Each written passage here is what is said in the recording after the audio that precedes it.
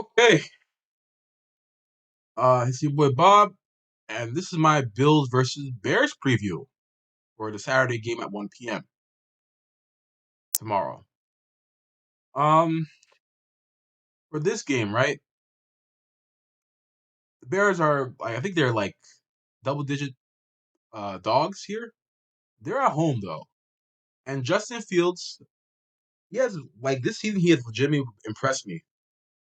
Like earlier this season, I was kind of selling my stock on him. I thought he was gonna get Josh Rosen, and I thought that was kind of like the Bears kind of set him up to fail, but he has made lemons out of he has made lemonade out of lemons right now, and or orange juice out of oranges. He's made the most of his like with the team around him right now, and like I gotta give Matt Eberflus, the Bears head coach, credit. Like this team is even though they don't have a good defense, I think their lack of good defense is really a matter of talent.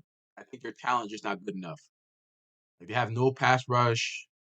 They only have like what one good safety, Eddie Jackson, and a good corner, one good corner, and Jalen Johnson. Everybody else in the defense is kind of like replacement level, not ready to win now type of guys. It's kind of easy to pick apart this defense.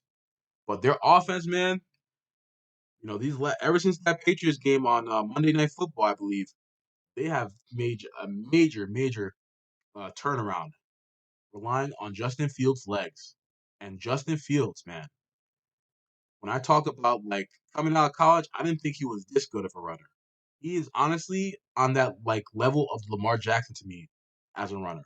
Special in the open field, breaking tackles, and it's not just like he has a shiftiness like Lamar. No, he has the strength and shiftiness combination that in the open field, this guy can't just be he just can't be stopped sometimes. Like he's just gonna break tackles, like even in the pocket, man. Like he'll stand in the pocket, hold the ball a little bit too long, he'll just throw off a sack and just start running. And in the open field, he is special, bro. Like the Bears, you have something in this kid. Get this guy a number one wide receiver in the offseason. Get this guy talent. Like he's doing this right now. He's putting up good production with, like honestly, in my opinion, probably the worst wide receiver core in the NFL. Outside of maybe the Packers are in that convo. Like I think this might be the worst wide receiver core in the NFL. They traded for Chase Claypool at the trade deadline, but like I said before, one of my takes about Chase Claypool is that he's just not a good route runner. Physically gifted player, but just not a good route runner. Doesn't know the subtleties of route running yet. Doesn't know when to throttle down. Doesn't know when to like adjust his route slightly based on the zone coverage or man coverage. And because of that, it limits his potential. I think he's like just kind of like a big deep threat. Like how you have the deep threats, that number four option deep threats. I think Claypool's kind of like that. He's like a bigger version of like those small number four option deep threats. Like you get him on a post or a fade or a go route, and he can. If you play press coverage and you're playing like a corner that's not the fastest, you're playing press coverage against him, and the corner like doesn't get a good like bump on him, and he gets like a good release. Yeah, he'll torch that all the time. But when it comes to like consistency as an NFL wide receiver, no, I don't believe in Chase Claypool. I'm not a big believer in him.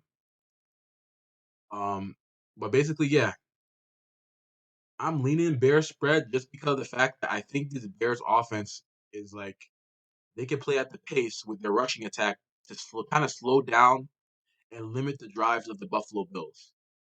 So I'm leaning Bears spread here, but the Bears these last couple weeks they kind of been darlings and they haven't been really good against the spread this season.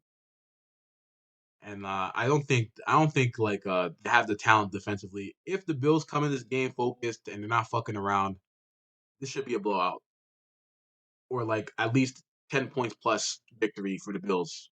And for the Bills, when we look at them now, Josh Allen, what can I say? Top three quarterback in the NFL. Like we all know what he can do. Amazing arm, amazing physical gifts, great runner out, And this game you're facing a defense that is not that great, but they'll try and like make you be patient and play off coverage and cover two a lot and basically make him be patient. Not gonna give him the deep ball. So I think this is a game you just run the ball from the Bills. Just run the ball here. Look to have James Cook or Devin Singletary to have a somewhat bigger game this season, or maybe even Josh Allen himself having a big game on the ground this game. Um, if you're looking for fantasy and prop bets, look to the running backs and Josh Allen having a big game. I think um, I believe the Bills brought back in Cole Beasley. Maybe he plays this game. Look to him, see if he breaks out. Look to Dawson Knox breaking out because I think the Bears' defense is going to over-adjust to defending Stephon Diggs, and look to other weapons on this Bills offense to have a breakout game or have a really good game. But the Bills are the thing with the Bills defense though, they kind of invite the run. Their defense is stylistically geared to invite the run. It's one of those kind of like Fangio X defenses, but they actually do make good adjustments. So they're a good defense, but they do invite the run a lot.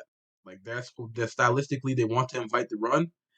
And I guess a Bears team like this, I can see Justin Fields having the field day, running like for 100+ yards, along with Khalil Herbert or David Montgomery alongside with him.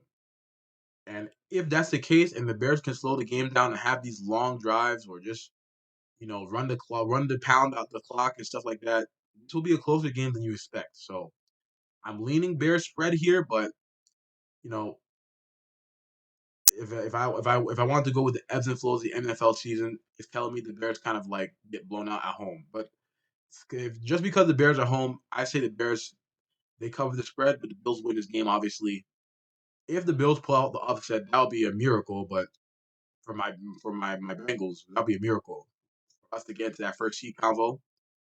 But then we would just need the Chiefs to lose the game, and then we had the first seed. We can win the first seed the next week when we face them. But so for the Bills, they should take care of business just like the Bengals. I'm excited for the matchup against my Bengals next week. That's my take on this game, and let me know what you guys think.